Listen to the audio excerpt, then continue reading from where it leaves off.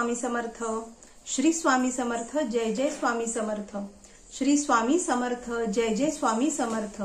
घर, जॉब आणि अध्यात्म या आपल्या सगळ्यांच्या मराठी YouTube चॅनलमध्ये मी सगळ्यांचं स्वागत करते। आणि मैत्रिणींनो, आपण जे वेगवेगळे नवरात्र विषयक व्हिडिओ घेऊन येत आहोत आपल्या चॅनलवर, तशाच एका नवरात्र विषयक व्हिडिओला सुरुवात करते।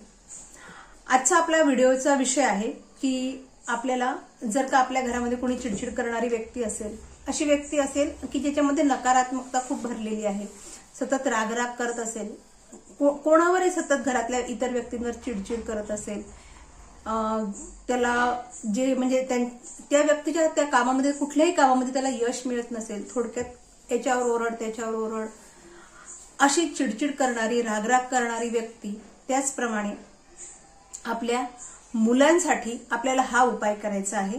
आणि हा उपाय फक्त नवरात्रामध्ये, तुम्ही नवरात्रीच्या कोणत्याही दिवशी हा उपाय तुम्ही करू शकता।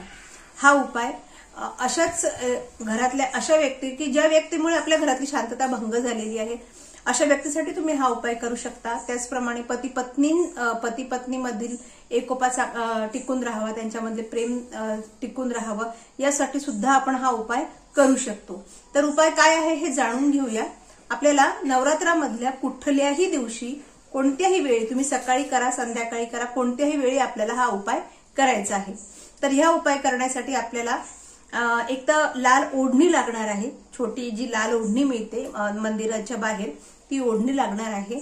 तुम्ही एक तर ओढणी घ्या किंवा ओढणीऐवजी ध्वजा मिळत असते देवीची, लाल रंगाची ध्वजा मिळते, ती ध्वजा आपण घ्यायची। एक तर तुम्ही ओढणी घ्या किंवा ध्वजा घ्या, दोन्हीपैकी एक वस्तू घेतली तरी चालेल। समजा आपण ध्वजा घेतली आणि या सोबत आपल्याला आणखीन एक वस्तू लागणार आहे, ती म्हणजे लोणी। आपल्या घरी जर बनलेलं लोणी असेल तरी चालेल, विकत घेतलेलं लोणी असेल तरी चालेल। आपल्याला ह्या दोन वस्तू लागणार आहे, एक तर ओढणी किंवा ध्वजा आणि लोणी। आता याचा उपाय कसा करायचा आहे हे बघून आपण जाणून घेऊया। तुम्ही व्हिडिओ शेवटपर्यंत व्यवस्थित ऐका। आणि सर्व आज जर का तुम्ही चॅनलवर पहिल्यांदा आले असेल तर चॅनलला सबस्क्राईब करायला विसरू नका, कारण असेच वेगवेगळे छान आणि अध्यात्माविषयीचे व्हिडिओज आपण आपल्या चॅनलच्या माध्यमातून बघत असतो। आणि जर व्हिडिओ आवडला तर लाईक करा, पण त्याआधी सगळ्यांना सांगायचं, जर तुम्हाला ही समस्या असेल तर तुम्ही नवरात्रातल्या 9 दिवसामधल्या कुठल्याही एका दिवशी हा उपाय जरूर करा।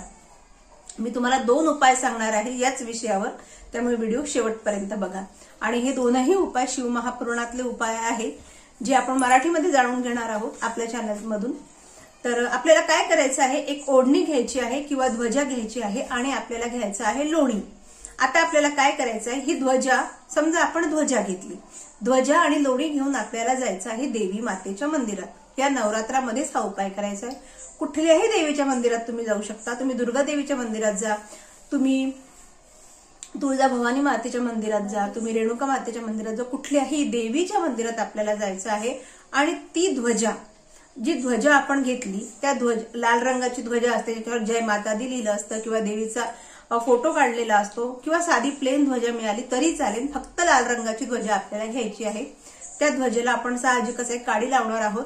तर ती ध्वजा घेऊन त्या ध्वजाचे जे काठ आहेत, पूर्ण काठाने आपल्याला लोणी लावायचं आहे। म्हणजे काठाने, समजा त्रिकोणी जी ध्वजा आहे त्या पूर्ण काठाला आपल्याला लोणी लावायचं आहे।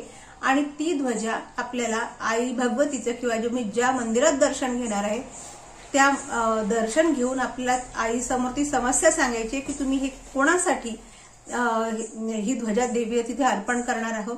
समजा एखाद्या तुम्ही घरातल्या अमुक व्यक्तीच्या चिडचिड कमी करण्यासाठी तुम्ही हा ध्वजा तिथे लावता आहे, तर त्या व्यक्तीचं नाव आणि त्याचं गोत्र उच्चारून तुम्हाला ती ध्वजा मंदिरामध्ये कुठल्याही एखाद्या ठिकाणी तुम्हाला ती खोचून यायची। तुम्हाला ती देवीच्या मंदिराजवळ आतमध्ये अर्पण करायची नाही, फक्त दर्शन घेताना ती सोबत न्यायची।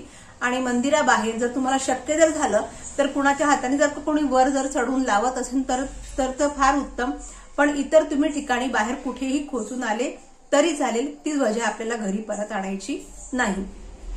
तर हा झाला आपला पहिला उपाय। आणि दुसरा उपाय पण बघून घेऊया, पण इथपर्यंत आले असेल, व्हिडिओ आवडला असेल, पटकन लाईक करा आणि पुढचा व्हिडिओ बघा, पुढचा उपाय बघा। तर पुढचा उपाय आपल्याला करायचा आहे शिव मंदिरामध्ये जाऊन।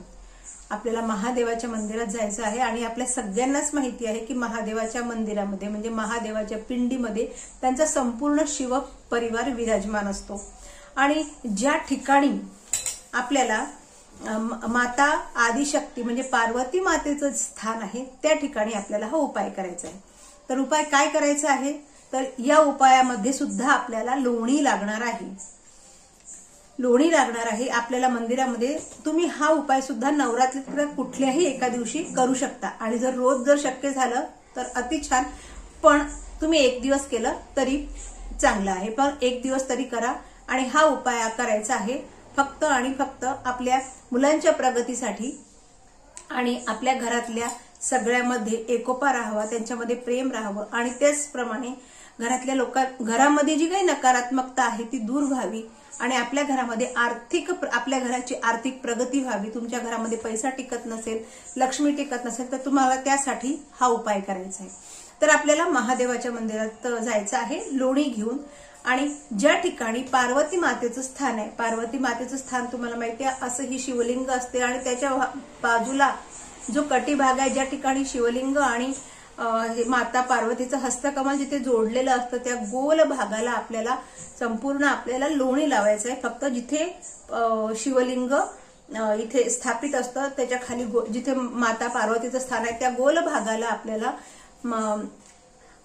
पार्वती मातेला तिथे आपल्याला लोणी अर्पण करायचं आहे आणि भगवान महादेवांना आणि आदिशक्ती म्हणजे पार्वती मातेला आपल्याला जी तुमची समस्या आहे, ज्या व्यक्तीविषयी समस्या आहे त्या व्यक्तीचं नाव आणि गोत्र घेऊन ती समस्या सांगायची आहे आणि त्यानंतर जर तुम्ही तुमची पूजा इतर करायची असेल जसं महादेवाला जल अर्पण करणं, त्यांचं जे काही पूजन आहे ते पूजन तुम्ही नंतर करू शकता। तर आशा करते हे दोनही उपाय तुम्हाला आवडले असतील, समजले असतील। तुम्ही नवरात्रीतला एका दिवशी का होईना पण यातला कुठला जो तुम्हाला गरजेचा वाटत असेल तो उपाय तुम्ही जरूर करा। मी आधीच्या उपायामध्ये तुम्हाला ध्वजा आणि ओढणी सांगितली होती, तर ध्वजा आपल्याला ही बाहेर लावायची आहे आणि ओढणीला सेम आपल्याला तसंच करायचं आहे। ओढणी जी लहान ओढणी असते 20-25 रुपयाला मिळते ती, त्याच्या पण काठाने आपल्याला लोणी लावायचं आहे आणि ती ओढणी फक्त देवीच्या मंदिरात अर्पण करायची आहे आणि ध्वजा बाहेर अर्पण करायची आहे। बाहेर तुम्ही कुठे पण अशी टाकून द्यायची नाही, फक्त ती अशी खोचून ठेवायची आहे आणि ज्या व्यक्तीसाठी तुम्ही करताय हा उपाय त्याचं नाव आणि गोत्र बोलायचं आहे। तर हे दोनही उपाय खूप छान आहे, फक्त नवरात्रीमध्येच करायचे आहे। शिव महापुराणातला उपाय आहे, सगळ्यांनी जरूर करा। तर आशा करते तुम्हाला दोन्ही विषय समजले असेल, दोन्हीही उपाय आवडले असेल। पुन्हा भेटूया अशाच एका छानशा अध्यात्मपूर्ण माहितीच्या व्हिडिओमध्ये। तोपर्यंत सगळ्यांना श्री स्वामी समर्थ।